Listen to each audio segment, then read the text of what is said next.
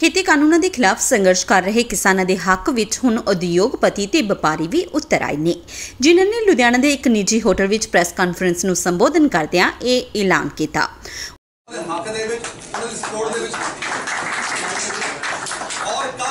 गुरदासपुर तो तकरीबन 500 गड्डी का जत्था तुसीं इकल्ले नहीं हो, असीं तुहाडे दुख च बराबर दे शामिल हैं। इस देश दे विच जिन्ना उन्नति का जिन्नी इकोनॉमी का थोड़ा योगदान साडा एक तरह का पिता है, असीं उहदे पुत्र हैं ते असीं उहदे नाल खड़े हैं। अपनी एक इंसानियत तौर पर जिम्मेवारी कर रहे हो। देखो जो सारे नूं पता है साडियां फैक्ट्रियां बंद पईयां, असीं विहले बैठे हैं 6 दिन हो गए। अगर उस सारी प्रॉब्लम से आवांगे तो बहुत सारी इंडस्ट्री बोलना, पर अज दी साडे व्यापारी भरा जिन्ने बैठे सिर्फ किसानां दे वास्ते असीं उहनां दे नाल उहनां दे अगवाई च चलण नूं तैयार है। असीं अपनी दुकानां बार, अपनी फैक्ट्रियां बार, अपने घरां बार, अपने कारां दे उत्ते असीं किसानां दे हक दे विच असीं स्टिकर्स लगावांगे ताकि यह साडी आवाज़ दी लू आई है ते हुण साडे तों नहीं देखा। सर इस तो पहले ठंड भी कहते हैं भी जब जागो जो सर्दी आई सी सारे सारे व्यापारी भरावां ने उन्होंने इन्हां जगह ते जाना पेगा उन्हां वास्ते ते ध्यान रखिया। सर तुसीं ਜਿਹੜੀ पॉलिटिकल अपनी स्ट्रैटेजी बना रहे हो तो इसकी किसानों के नाल मिलकर सर मैं गुरदासपुर नहीं जी जा रहे, गुरदासपुर तो जत्था आ रहा है, असीं उन्हां पूरे शहर उन्हां दा स्वागत करांगे। सर वो प्रोग्राम कल आ जाएगा, उन्होंने किन्ने बजे चलना है, किन्ने बजे इत्थे आना हैगा। असीं मोस्ट प्रॉब्लम एक दूसरे के पूरक है। मैं थोड़ी पहले भी किया कि किसान खेत में कपा नहीं उगाऊगा तो मैं व्यापारी किसान एकता जिंदाबाद जिंदाबाद जिंदाबाद व्यापारी किसान एकता जिंदाबाद जिंदाबाद जिंदाबाद दुकानदार किसान एकता जिंदाबाद जिंदाबाद जिंदाबाद दुकानदार किसान एकता जिंदाबाद जिंदाबाद जिंदाबाद व्यापारी किसान एकता जिंदाबाद व्यापारी किसान एकता जिंदाबाद जिंदाबाद जिंदाबाद।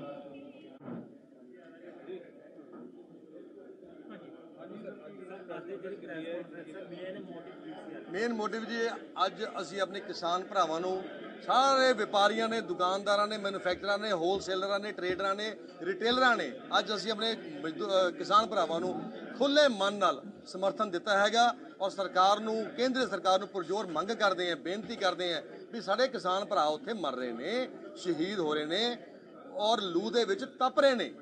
कृपा करके उन्हां दा हल करो। उन्हां दे नाल नाल साडा व्यापार भी सफर हो रहा है। 7 महीने या जब जागो तभी सवेरा। हाँ जी लेट हो गए जी, असीं उहदे वास्ते हाथ जोड़ के माफी मांगते हैं जी अपने किसान भरावां तो। हाँ जी साडे वालों दी सानू किसान भरावां नाल हुण कल जत्था आ रहा है, असीं उन्हां दा स्वागत करन जा रहे हैं। फिर असीं किसान भरावां दे सारे संगठनां दे नाल मीटिंगां करांगे और केंद्र सरकार दे दबाव बनावांगे भी इहदा हल करो यार। हाँ जी कल जलंधर बाईपास चौक से कल गुरदासपुर तो जत्था चल रहा है सिंधु बॉर्डर तक जलंधर बाईपास चौक से असीं उन्हां दा स्वागत करन जा रहे हैं। टाइमिंग जी वो सानू कल सवेरे जो जत्था उत्थों दी सवेरे 10 बजे रवाना होएगा, क्योंकि उन्होंने आना है रुकते काफ़ी बड़ा जत्था हैगा ते असीं तुहानूं टाइम टू टाइम असीं तुहानूं अपना दसी जावांगे। अंदाजा है शाम नूं 4-5 बजे तक वो लुधियाने नूं क्रॉस करेगा। हाँ जी हाँ जी हाँ जी हाँ जी देखो जी फस्ट अपील पहले किसान कला अपील कर रहा सीगा, हुण सारे दुकानदार और सारे मजदूर भरा साडी फैक्ट्रियां विच लुधियाने में अज 15 लाख साडी फैक्ट्रियां विच प्रवासी लेबर काम कर रही है। हल तां असीं अपील करांगे जे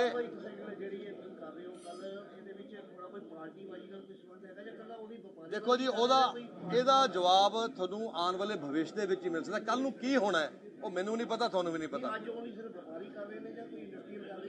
ਅੱਜ ਸਾਰੇ ਬੈਠੇ ਨੇ ਜੀ, ਪਾਰਟੀ ਦਾ ਕੋਈ ਨਹੀਂ ਹੈ ਜੀ। ਅੱਜ ਸਿਰਫ ਮੈਂ ਦੁਬਾਰਾ ਤੇ ਰਿਪੀਟ ਕਰਦਾ ਜੀ, ਮੈਨੂਫੈਕਚਰਰਸ, ਹੋਲਸੇਲਰਸ, ट्रेडर्स एंड रिटेलर्स, चाहे वो अज साडे कपड़े वाले ने, चाहे साइकिल इंडस्ट्री वाले ने, चाहे मशीनरी हैंड टूल्स वाले ने, सारे लुधियाने के व्यापारी आज चाहते हैं भी मेरे किसान भरा का कोई हल होवे। इस करके अज असीं उन्हां दे सपोर्ट च इकट्ठे होए।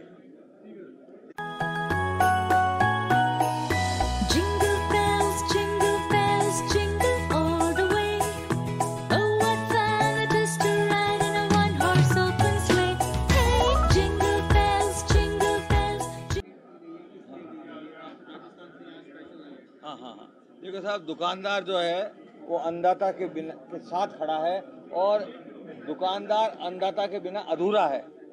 आज इतने महीने हो गए हैं लेकिन केंद्र सरकार और किसानों के बीच में कोई अभी तक सफल वार्ता नहीं हुई और ये खत्म नहीं हुआ।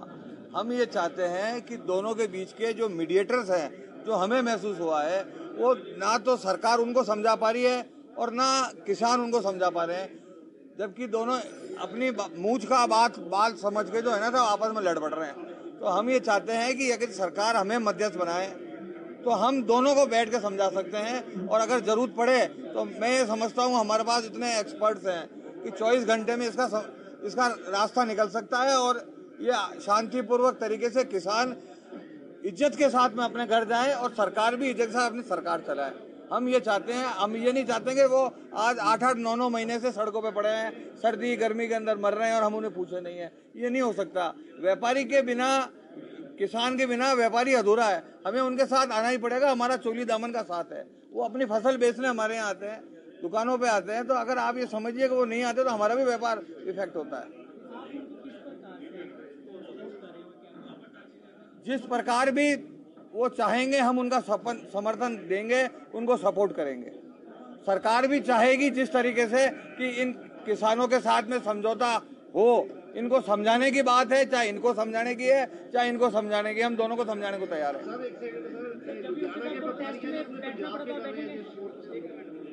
ये पंजाब के हैं, बिल्कुल पंजाब के हैं। और सारे व्यापारी इसके अंदर, हम क्या है कि पूरे हिंदुस्तान के व्यापारी, देश के सारे व्यापारी चाहते हैं कि किसानों का झगड़ा बहुत हो गया, इसको समाप्त किया जाए। उसके अंदर हम पहले आ रहे हैं और इसके अंदर हमारा कोई निजी स्वार्थ नहीं है। हम ये चाहते हैं कि हमारा व्यापार शांतिपूर्वक चले। आज कपास नहीं आएगा तो कपड़ा नहीं होगा, कपड़ा नहीं होगा तो हमारी सारी जितनी भी फैक्ट्रियां हैं वो सारी दिक्कत होगी। तो इसलिए शांतिपूर्वक तरीके से लिए हम पहले आगे आए हैं कि हम इन दोनों के बीच में, यदि आप चाहेंगे तो हमारे पास फॉर्मूला है, 24 घंटे के अंदर हम इसका समाधान कर सकते हैं। आप हमें मौका दीजिए, क्योंकि आपके एक्सपर्ट तो थक गए, सरकार थक गई इनको समझा के, और किसान भी इनको समझा के थक गया। आखिर कोई हल तो होगा ना साहब, इसका हल तो निकालना पड़ेगा हम सबको बैठ के। ये भी हमारे भाई है और सरकार जो चुनी हुई है वो भी हमारे वोटों से ही चुनी हुई है, समझाना पड़ेगा हमें।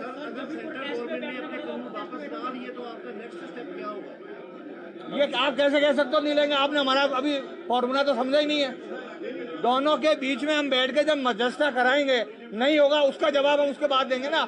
हमें तो इतना नहीं, मेरी बात सुनिए, हम इस बात से बिल्कुल आश्वस्त हैं कि यदि सरकार व्यापारियों को, खास तौर से दुकानदारों को मध्यस्थ बनाती है, हमारे जो राष्ट्रीय अध्यक्ष हैं इनको अगर मध्यस्थ बनाती हैं तो हम इसका समाधान निकाल लेंगे। किनके साथ? अगर जिसके साथ अन्याय होगा उसके साथ बैठेंगे हम।